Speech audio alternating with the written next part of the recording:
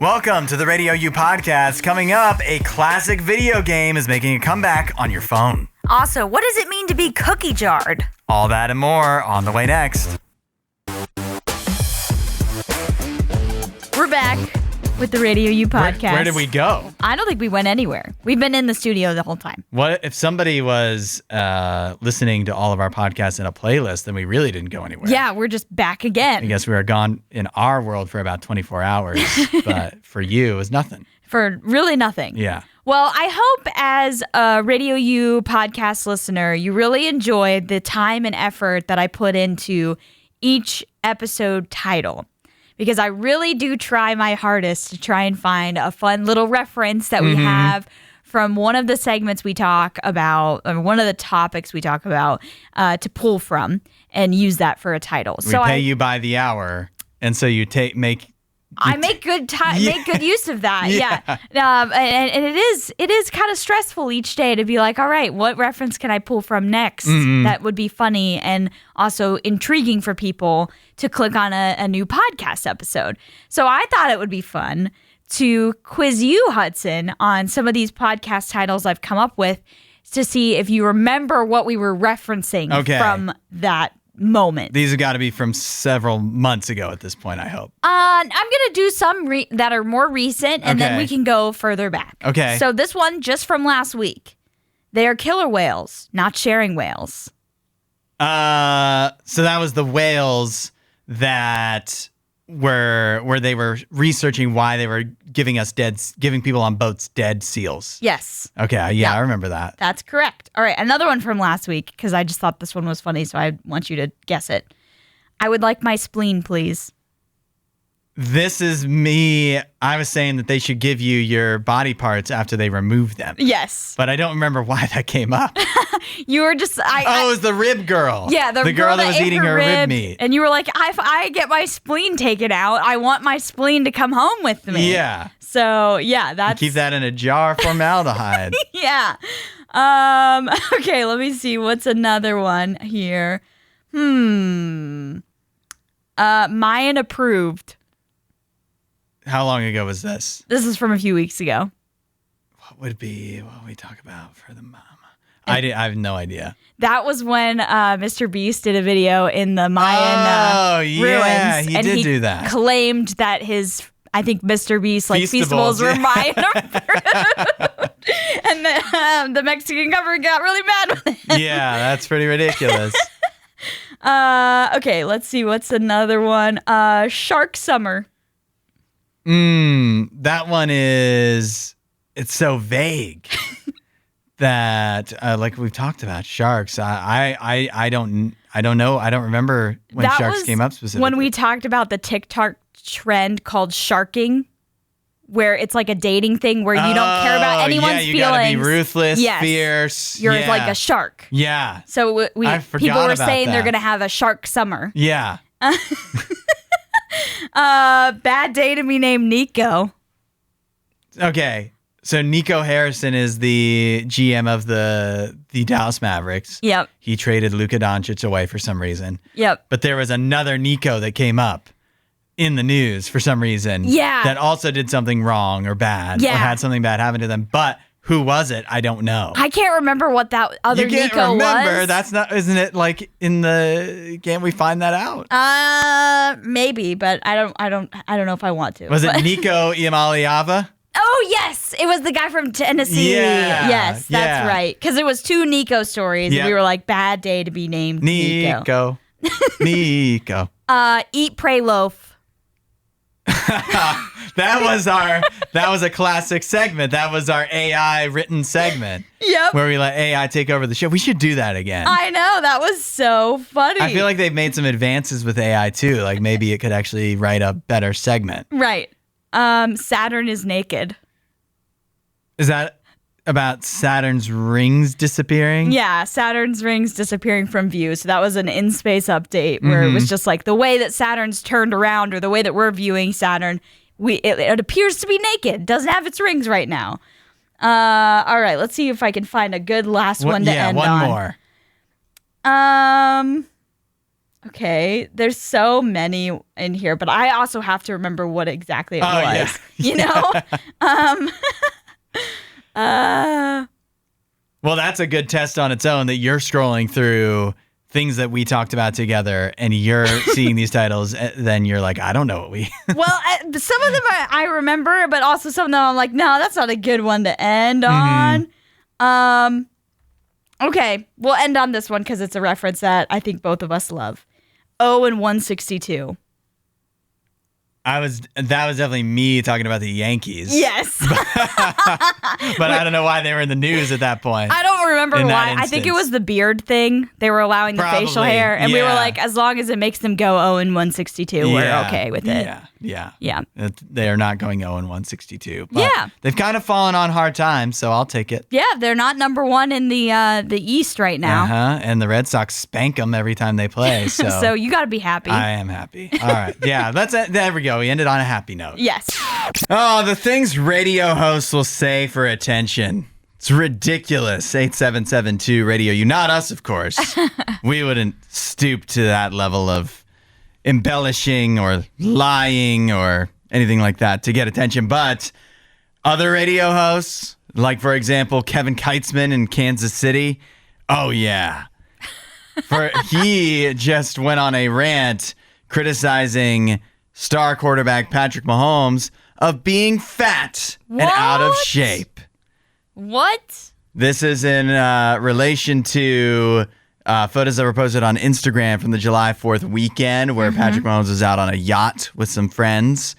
And so you can take a look at the pictures for yourself, but the quotes from Kevin Keitzman, he goes, I'm going to say it. I'm going to tell you the truth. That's why you hit the play button. He's an embarrassment. He goes on to say, dude, talking about Patrick Mahomes, dude, you're fat. Your belly would be fat at my pool hanging with us 60-year-olds. My skin is flabbier than yours, I get it, but stop the fast food. Do a sit-up. Do something. What? I need to see evidence that this is true. I've seen the pictures, and it's not like Patrick Mahomes has a six-pack, but it's what people have said in the past. He's got a dad bod. He's always had a dad bod. Yeah, that's Patrick Mahomes. And Patrick Mahomes in the past, literally in an interview has said, I definitely have the dad bod a little bit. I'll also say I have a great body for quarterback. You've got to have some padding in there to take the hits that we take. That's exactly what I was thinking. Yeah, he's absolutely right. And I feel like most quarterbacks in the NFL, which is the pinnacle of the sport of football, they are not like the most well-built, like buff guys. Because that's kind of not really required for their position. You don't need a six-pack to play quarterback. No, absolutely not. And you definitely don't want to be wiry. No. Because then you wind up getting injured all the time. Right. And I think with Patrick Mahomes, you can't argue with the results either. Is this the world we're getting into now that this is the point we are at in the summer where there's so little sports to talk about? We're talking about 4th of July photos from Patrick Mahomes. Yeah, or just like where we are in the arc of Patrick Mahomes that like it's become too boring to just talk about how good he is. So you have to come up with some galaxy brain take about why he's no good. He was just in the Super Bowl. Right. He's been in the Super Bowl and won most of it in the last 5 years. Exactly. There's no reason to think that he is falling off or suddenly not going to be good. Like, this is what he's looked like. Even in college, he kind of looked like this. So, yeah, this is just a crazy take from this radio host. Furthermore, it's still the off season.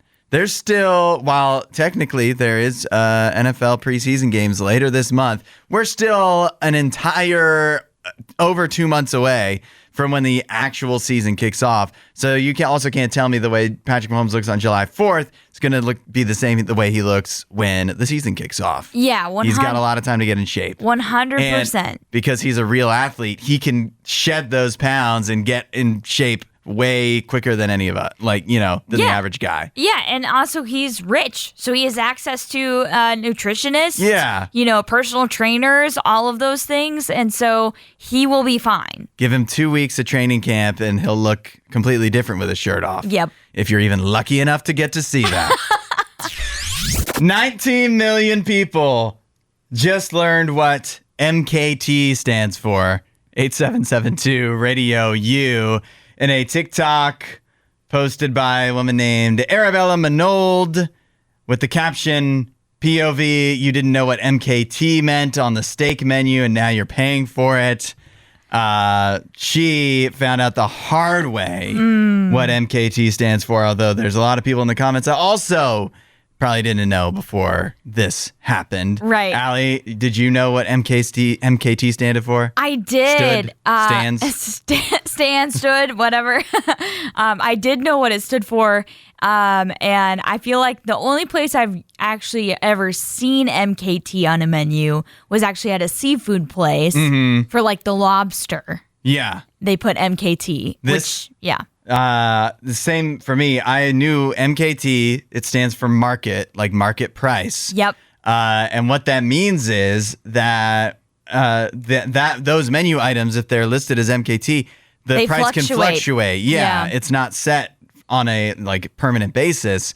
And so, which is why I've always been too nervous to ever order. And I've never had so much money that I'm like, I can take a gamble on this. Right. And find out. But I'm like you, I've only ever seen it on seafood. In fact, like just recently when I was in Florida, I was at a place that had market price seafood. Right. I've never seen steak be market price. No, I haven't. But I mean, this is a coastal city restaurant where this happened in North Carolina. So I'm like, maybe on the coast it's more likely to have market price beef. Or if the beef is just that fresh. Maybe. That it just matters day to day what kind of beef you're getting in there.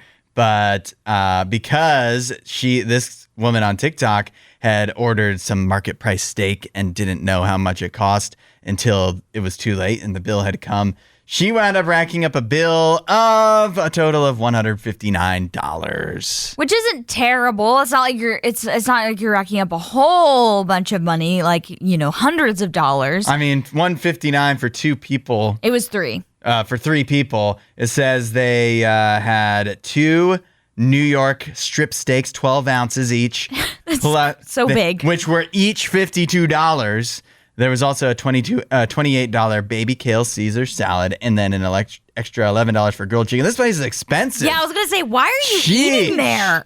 When you see it all. $28 salad? I know, even if it wasn't market price.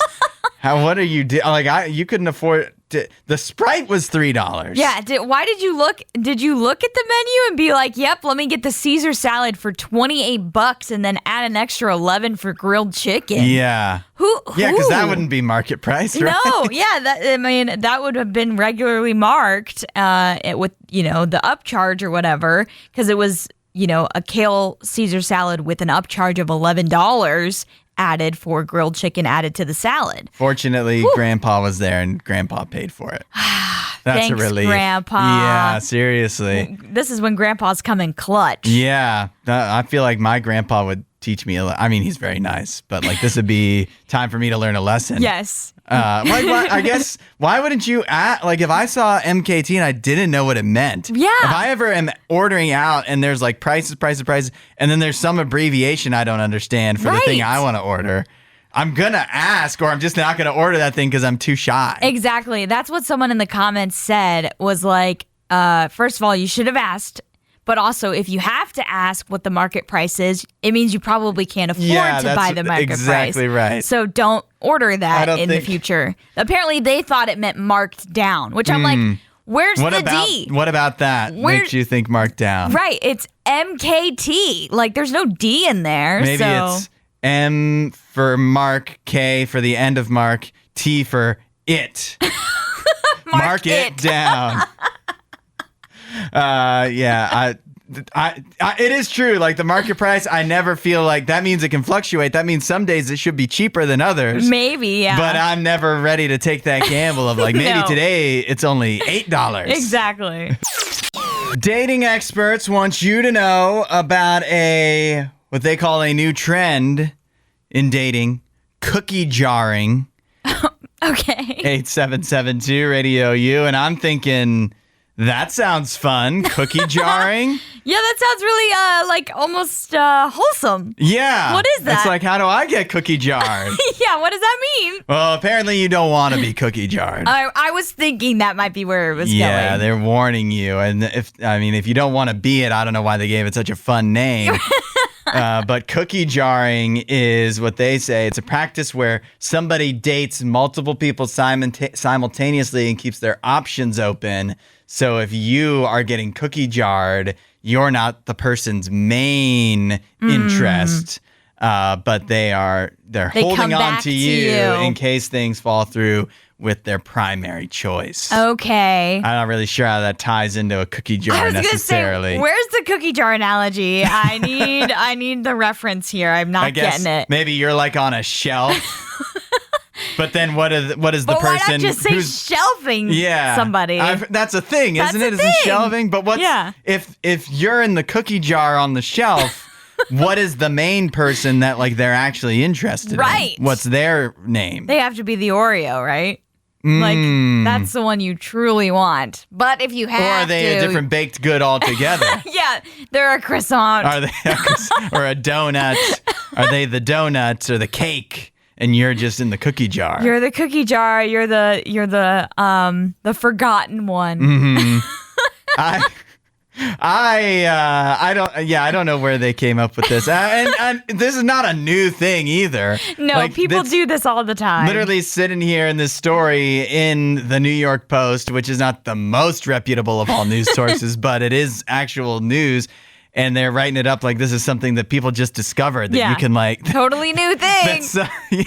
Like some people will date you, but also will be dating other people. Yeah. You might want to watch out for this. Yeah. It's this new thing people are doing. I feel like there's lots of names for this. You know, you're shelving somebody, you're stringing them along. Like there's all sorts of different things that you could refer to this as. They've got a backup, they've got a side chick, they've got all this type of stuff is very familiar to us in the dating world. I call it Rushmoring.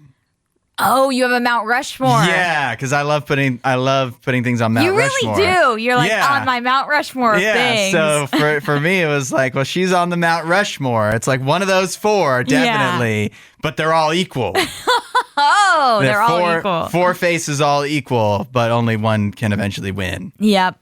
Only one can win. Only one will win out.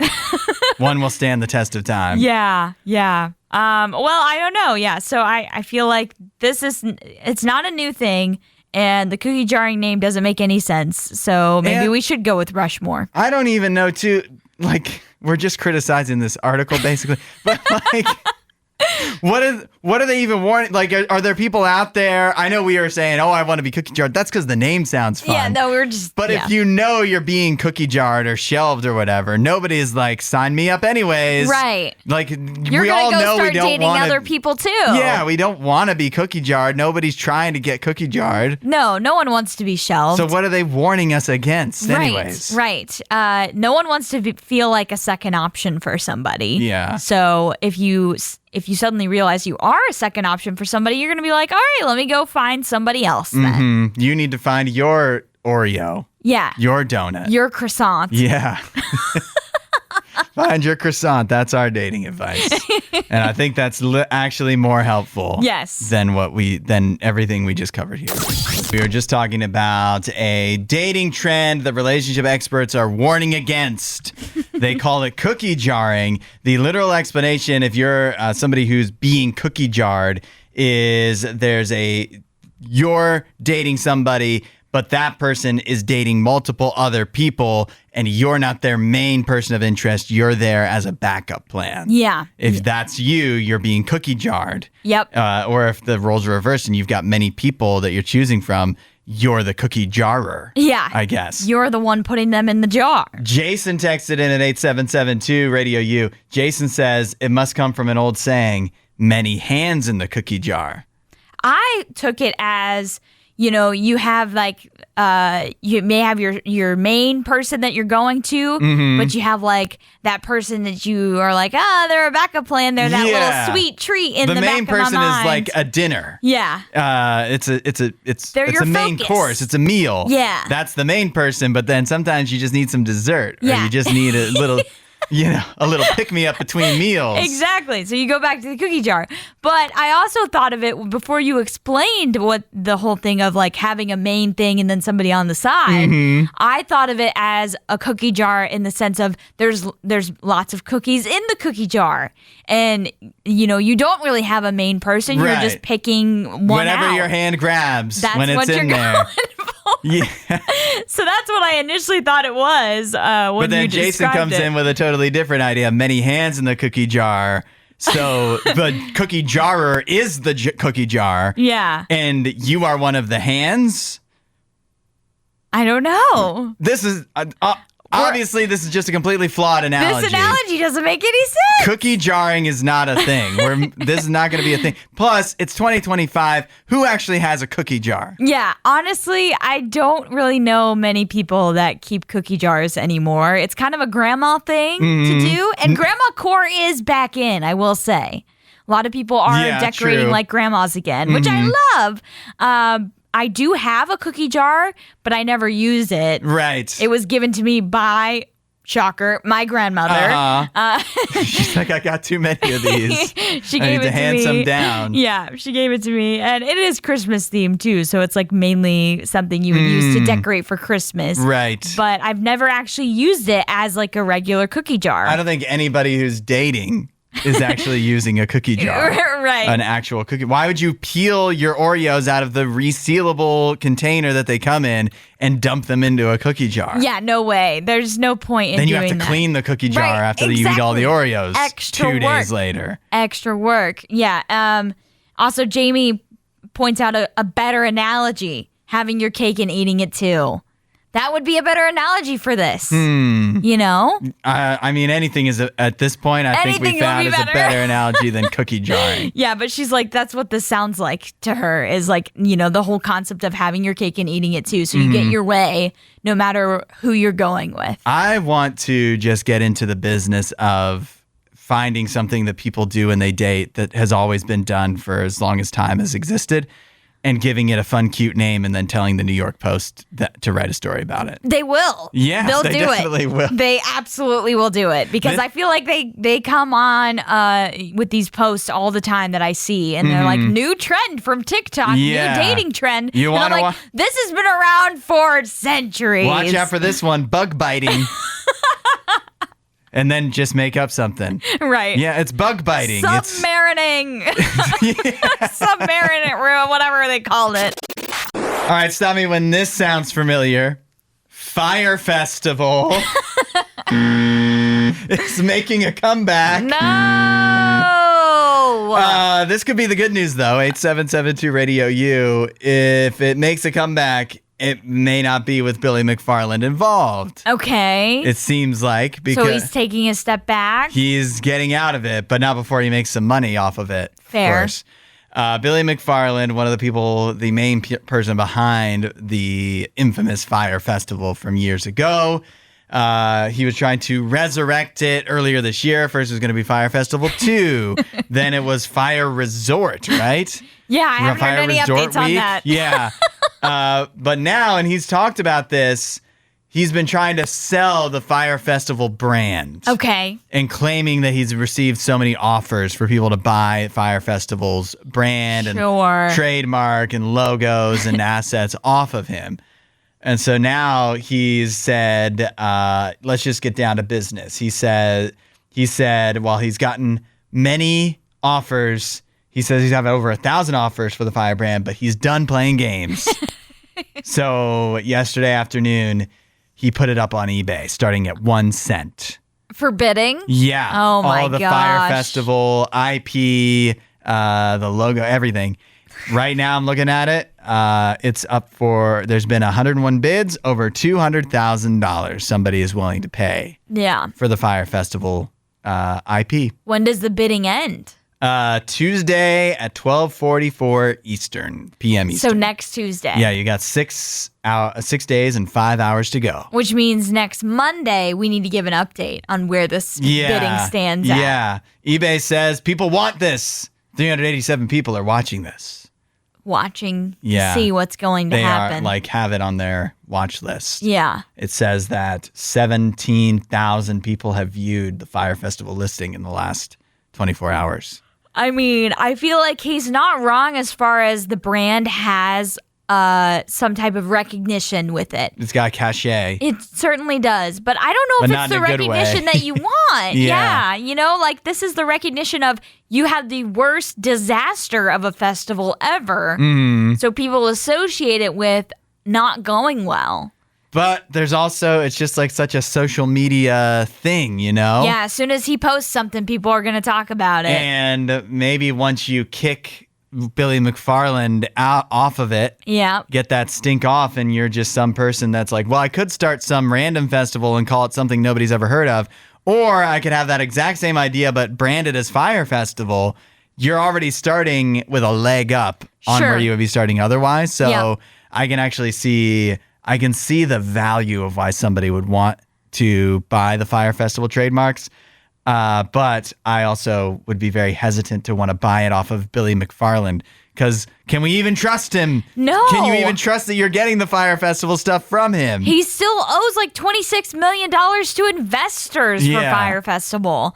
So I don't think you could trust him in any way. That's so true. You're like getting the trademarks, but somehow there's some loophole where like you're now buying a bunch of debt, right? And all of the legal troubles. You're now responsible to pay all of these investors $26 million. No thanks. Would that not be the most Billy McFarland thing to figure out how to do that? Honestly, to figure out how to grift his way out of this one. Right. That kind of feels like what he's trying to do. He's always got that sliminess to him. Yeah. You know, he's like a slimy salesman. It almost feels like Fyre Festival is a curse.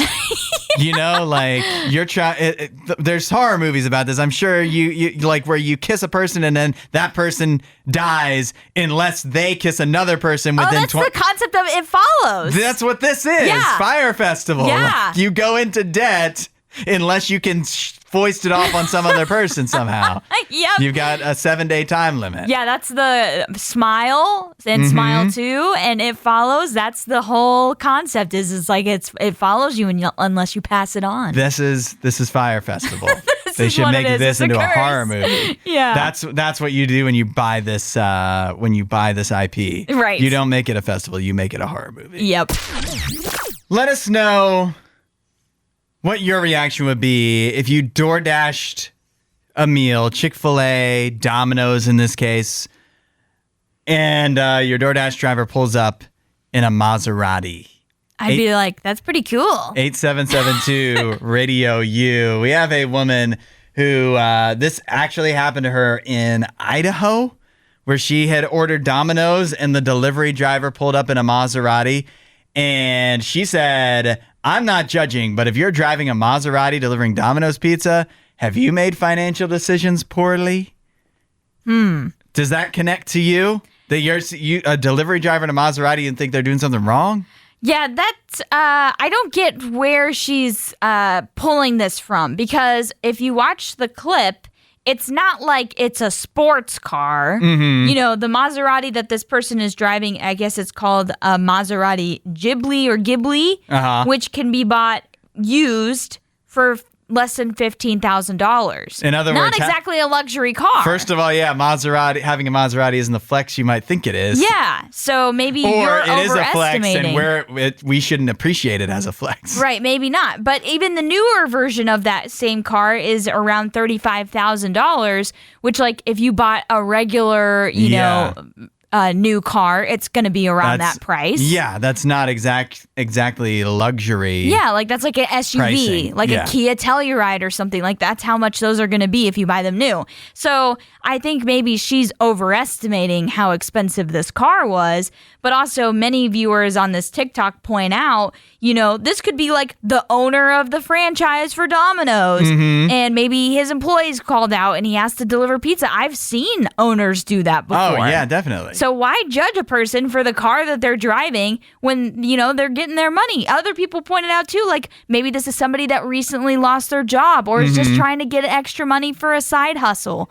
Like, why judge? Yeah, or maybe if you decide that like driving is just going to be your thing and you want to do Uber Eats, like maybe you just want to kind of do it in style, Yeah. Like if that's going to be your office, you might as well make it nice. Yeah, you want a nice ride. I don't get the judgment at all. Yeah. She says she's not judging. It sounds like you're judging. Yeah, you sound awfully judgy right now. You sound pretty judgy. And there's a lot, like you just gave the numbers on how surprisingly affordable in the world of cars a Maserati can be. Yeah. Now it sounds like we're doing an ad for Maserati in a way. Right, seriously. But there's a lot of reasonable excuses or ideas, even if you do consider a Maserati like unattainable or like nobody with a Maserati should be delivery driving. There's a lot of good explanations as to why somebody would be doing this. So I think she was just a little quick to judge. Absolutely. Also, another person pointed out, and I didn't know this, but I feel like it makes a lot of sense. Pizza delivery drivers, they can make bank. Yeah. Not only are they making like $17.50 an hour, they're also getting tips on top of that. Mm-hmm. And so they're making some of them making $60,000 a year. If you're paying for, if you have a $15,000 car on a payment, or something, it's not going to be that expensive. So I feel like, overall, just not understanding how the numbers truly work. Yeah, and one Super Bowl Sunday could be enough to cover Maserati if you're a good Domino's driver. Yeah, if you're good at your job, you can make a lot of money being a delivery driver. So actually, not only are we not judging this person with the Maserati, actually, that is a flex, we decided. We're applauding them. Yeah. Honestly, I applaud pizza delivery drivers. That is probably not an easy job, first of all. And, everybody's so happy when you get the pizza. I know. It's like, it's so nice. Yeah. Now that you're selling me on it. You're going to become a pizza delivery driver? Yeah, and all the pizza I could handle. That sounds fun. I mean, you're not supposed to eat it. You don't think that you get a few extra when a pizza gets made and wrong and then they're like, we have to give this to somebody. Yeah, They don't give it to the delivery driver sometimes. I'm sure you probably do end up getting access to some extra pizza because I remember I had cousins that worked at a pizza place, not as delivery drivers, but they would bring home pizza all the time. Yeah, there's the reject pizza, something just doesn't go quite right, or somebody changes their mind, an order gets messed up, or they would even just let you make your own pizza there. Yeah, right. You're going to throw all that out? Of course not. No. Researchers who clearly haven't seen any of the Jurassic Park movies, including the new one that's now in theaters, are now working on bringing back the giant moa. 8772 Radio U. If you haven't heard of the giant moa, it is, I feel like, how they say the dinosaurs are really like birds? Yeah. This is like the bird that feels the closest to a dinosaur to me. The giant moa is a bird that was native to New Zealand, and it was massive, 500 pounds, 7 feet tall. They say it could sprint through brush, clear vegetation like a snowplow. Whoa! And towered over nearly every predator in sight. And yet somehow humans were able to hunt them to extinction. Yeah. They must not have been very smart. Like 1 point for us. I mean, they lived on an island, so, it's very contained there. Yeah. But, so... The moas ran out of places to hide, especially with that big frame. Yeah, they were not as ingenious as the emu. We know that the emu won the war against humans. Emus are undefeated. Undefeated. So, and not as big as the giant moa. But I see here this little graphic that has a little human man next to the giant moa. I don't like... That can't be accurate, can it? I don't like how much smaller the man is than the giant moa. I don't think that, because that can't be right. I thought that these things were 7 feet tall. And this man is half the size. I was going to say, is this man 4 foot tall? It's showing it in meters, and it's showing the man as almost 2 meters tall, and the moa closer to 4. Yeah. I don't know if I buy that. I was going to say, I'm not good at my metric conversions anymore. But, all right, so let's see. 7 feet in meters. Oh, it says 7 feet tall at the shoulders, 12 feet tall with its neck outstretched. Oh. Yeah. Oh, okay, that's a big difference. That is a big difference. That's a big difference. Okay, yeah, because 7 foot tall is only 2.1 meters. Right. So, that's a long neck. That graphic doesn't make a lot of sense. But yeah, that is a long neck, and that makes sense now why that graphic is the way it is. The bird is all neck. It's all neck. It's basically a giraffe. Yeah. But this the company that's bringing it back is called Colossal Biosciences. They've been working on many other things like the woolly mammoth and the Tasmanian tiger. I'm not sure if they're the ones that kind of brought back the dire wolves that we talked about earlier this year. But it's the same process, the same idea. Yep. And it's also interesting for Colossal Biosciences, some of the people involved in funding it, like Peter Jackson. Yeah. The director of the Lord of the Rings movies. Director of Lord of the Rings. Very interesting that he would get involved in this, but I feel like a lot of celebrities are involved in these type of things. Mm-hmm. Like the one we talked about, the Direwolves one, George R.R. Martin had somehow been involved because if you've ever read A Song of Ice and Fire,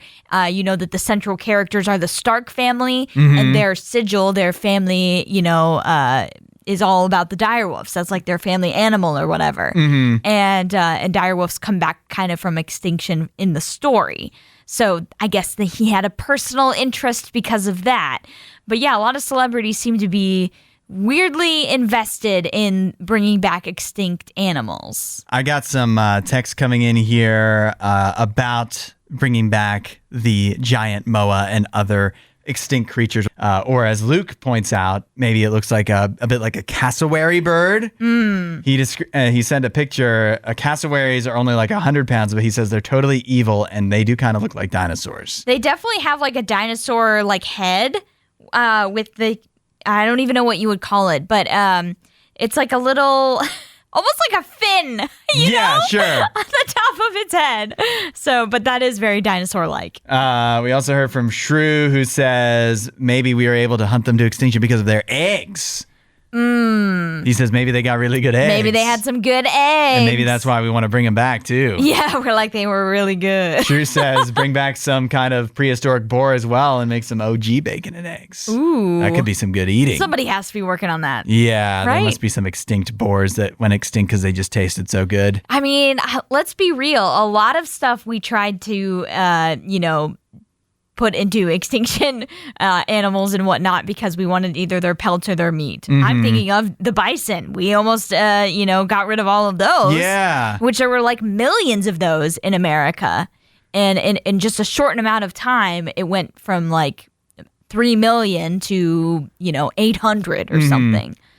Then we heard from Logan, who says, excuse me, no, do not bring back dinos. Yeah, I'm kind of with Logan on this. You are? I don't want the dinosaurs back. They had their chance. This is... As Jeff Goldblum says in Jurassic Park. This should be distinguished from dinosaurs. This is a bird. It's not a dinosaur. Fair. Although it is massive. Yes. But I think I don't want to bring back dinosaurs either. Yeah.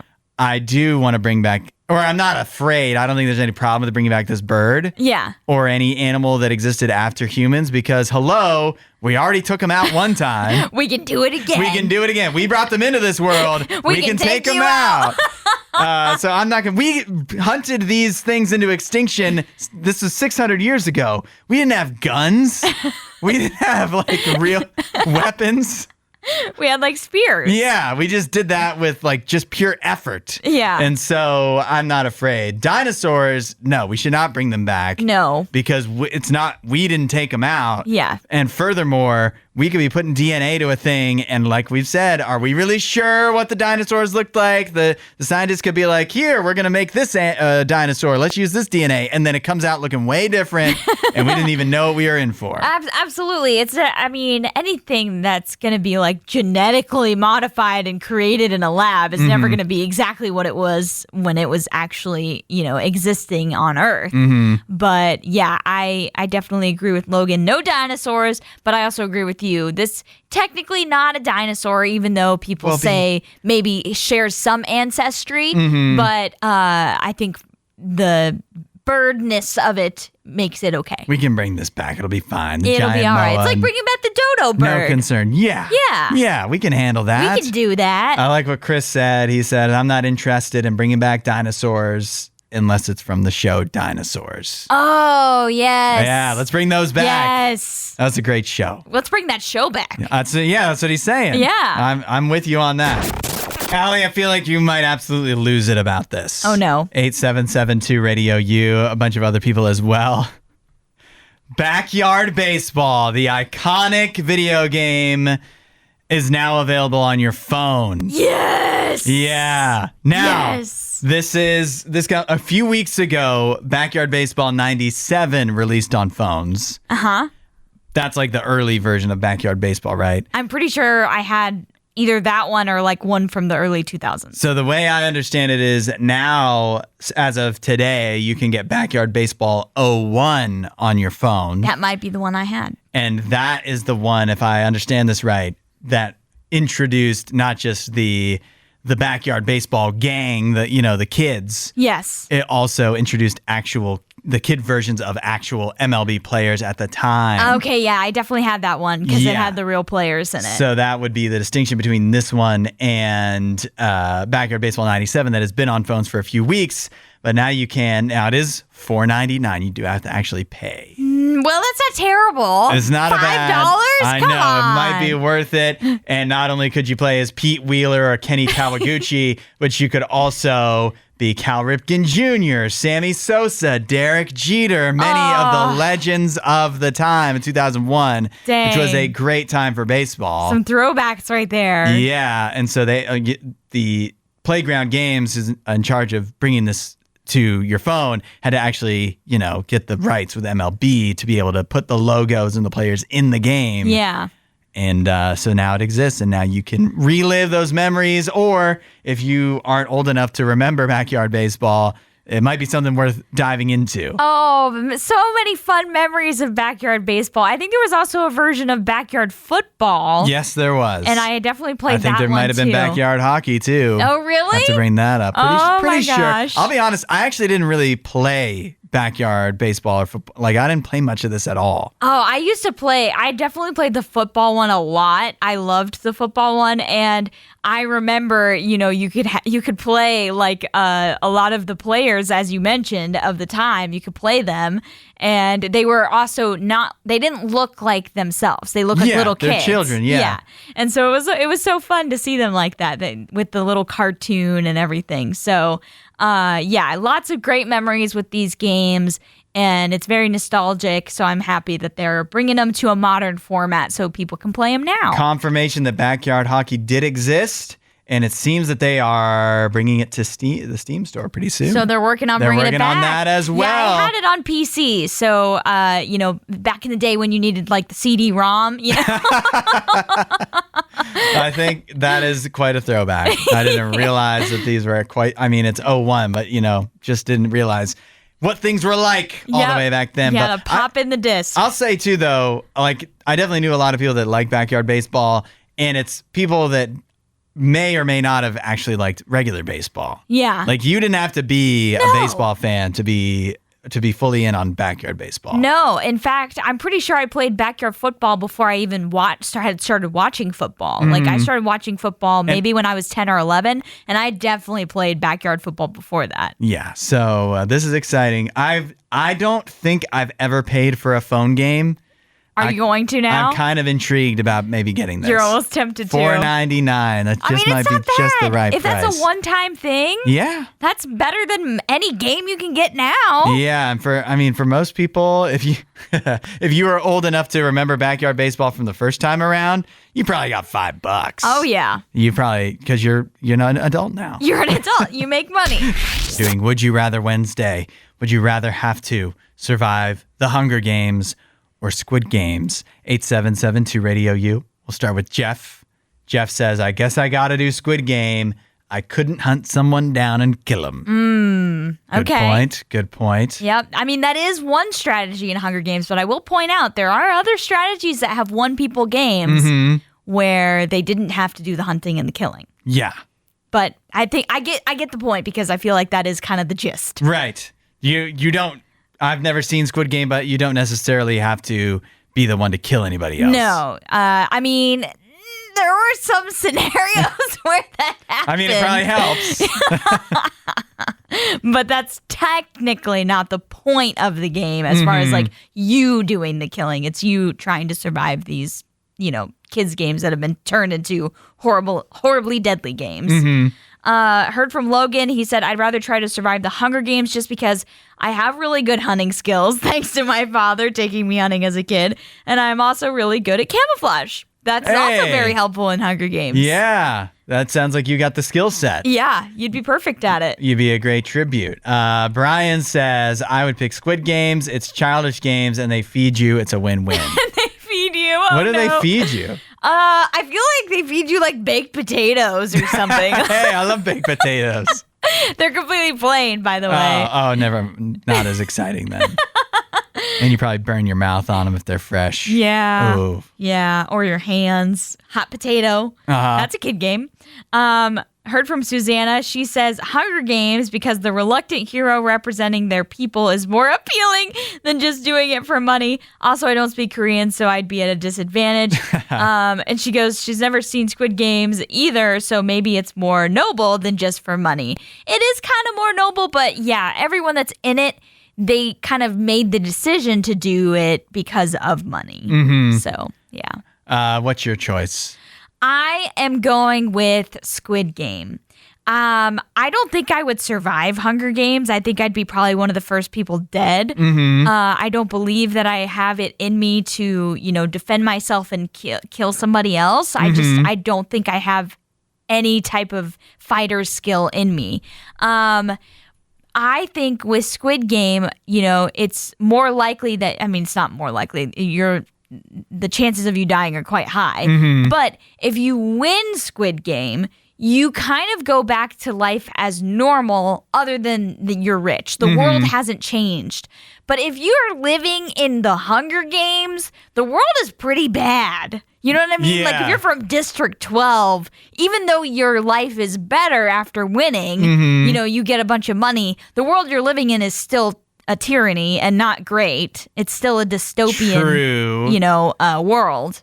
So Squid Game, it's like the game itself is not fun, but the real world doesn't really change at all.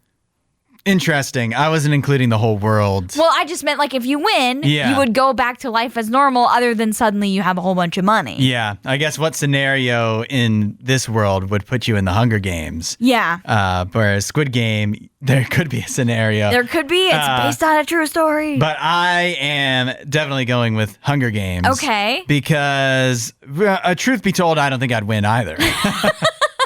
But as we mentioned, with the Hunger Games, you can go the PETA strategy of hiding for most of it, which I think I could do that. That's definitely the way I would go. I wouldn't be the aggressor in the Hunger Games. Plus, now it's been so long since I've seen the Hunger Games, but like it's one man and one woman from each district, the right? odds are better. 24 contestants. And you got a teammate. Yeah. There still can only be one winner. They made an exception for PETA and Katniss. Yeah, that's right. Because they were about to they were about to commit suicide at the end of the. I think I could talk somebody into that, so I'll go with Hunger Games. Okay. I think what I think is I could get somebody to be so in love with me that they'd rather. They'd rather die together than win alone. Yes, exactly. So I think that's what I would do. Squid Games, though, they're childish games which make you think they're deceptively easy, but they're not. They're not easy. No, I've seen even the Mr. Beast version of it, and I don't think that I would excel at some of those. So I think Hunger Games it is. Okay, for me. Thanks for listening to the RadioU Podcast. Don't forget to rate and review the show.